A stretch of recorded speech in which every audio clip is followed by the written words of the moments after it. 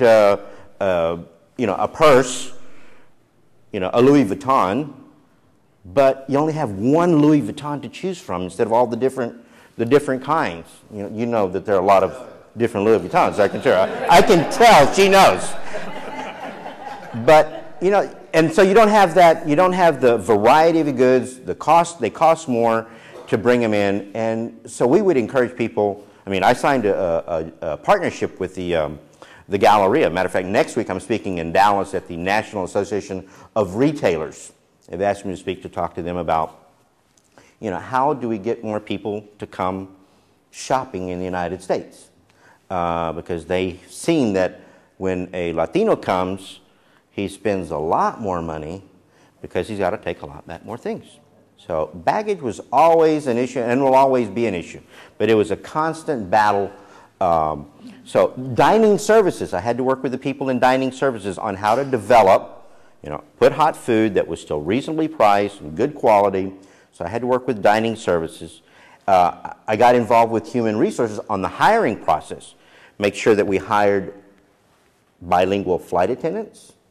We hired, here in Houston, 150 bilingual agents just to take care of our Hispanic customers. Did the same thing in Newark, where we had a big hub in the New York area.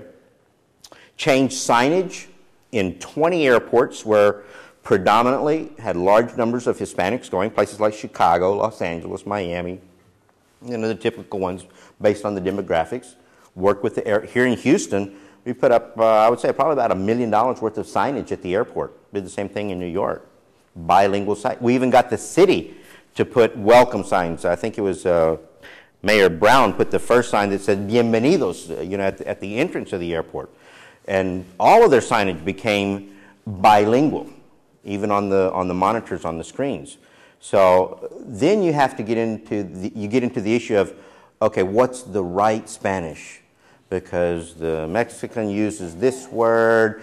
You know, we were just talking about the mueble. You know, that's the automobile. Some people use a mueble.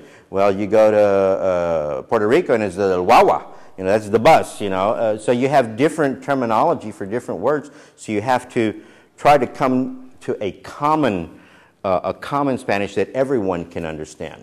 So hiring translators, working with our advertising department in making sure that we had the right message, that we were delivering the right message with the right tone to a broad audience. You're not just talking to the Regiomontanos, you're not just talking to the Guatemaltecos, you're not just talking to the Colombianos, so you had to find language that would address all of them.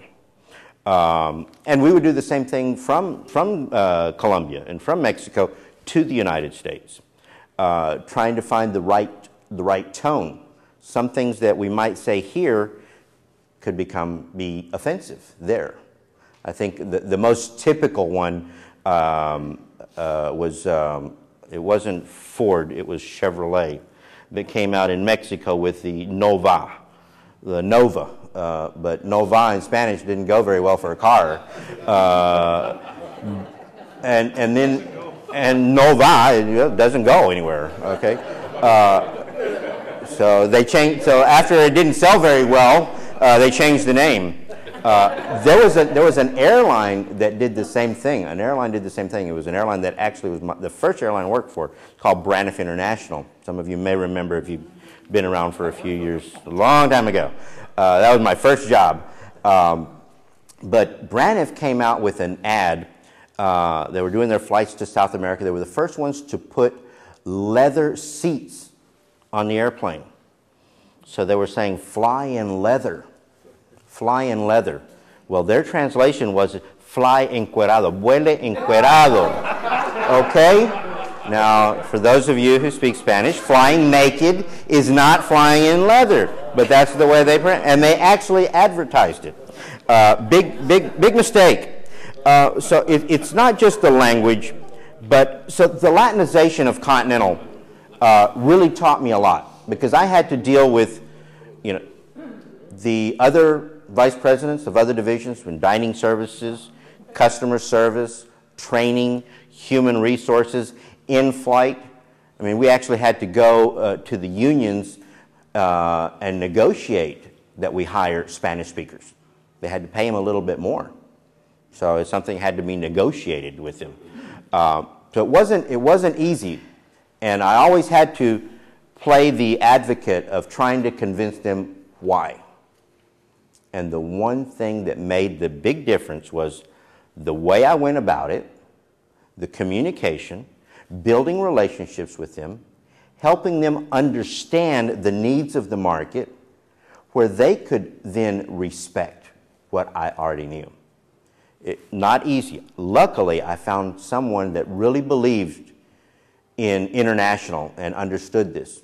He was our CEO at the time and chairman. His name was Gordon Bethune of Continental. And how did he know? He had spent 20 years in the Navy, going around the world. So he'd been to the Philippines and all over. And, you know, he liked to hang out in the local places. You know how the Navy guys always in the bars and everywhere else?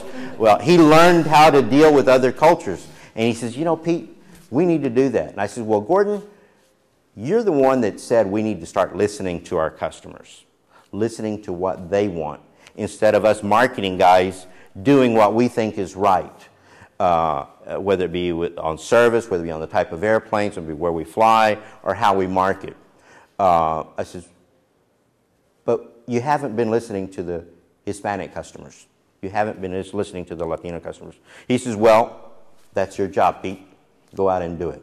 But I was able to build the relationship with him and make him understand why as a company we needed to do that. Now that was, and we later called it the Latinization of Continental. Other companies have since followed suit with that. What it did is it raised the level, it raised the bar of service that was given to the Latino and Hispanic customers. Companies like American, Delta, didn't have Spanish speakers on board. We're still serving the cold sandwiches. We didn't have the people. They tried to mimic a lot of what we did at Continental. American in Dallas, they put out in their big hub, they put telephones that says, you know, if you want somebody to speak Spanish, pick up the phone. Well, the way I did is I hired 150 people that spoke the language that were there to able to give the personal service. Big difference. I mean, but I would also encourage our staff. I hired a whole Latino sales staff throughout New York, Los Angeles, to deal with the Latino communities, to make sure that we were present, participating. Criselda is now today our #1 promotions manager, and makes sure that Continental is in the right Hispanic events. You know, getting their money for their dollar when they sponsor it. She's the only one that does that at Continental now, and does a fantastic job of it, by the way. But what I can tell you is you have to know where to go and where to put your money. When it's limited for airlines, it's very limited. They